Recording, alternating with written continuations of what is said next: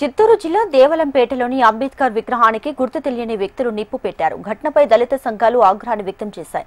దళిత సంఘాలు ఆందోళనకు దిగడంతో జిల్లా అధికారులు, ప్రజాప్రతినిధులు అక్కడికి చేరుకుని వారితో చర్చించారు.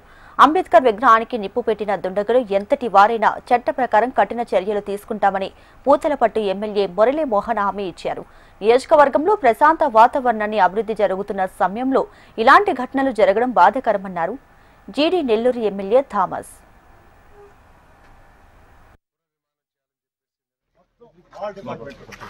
మీరు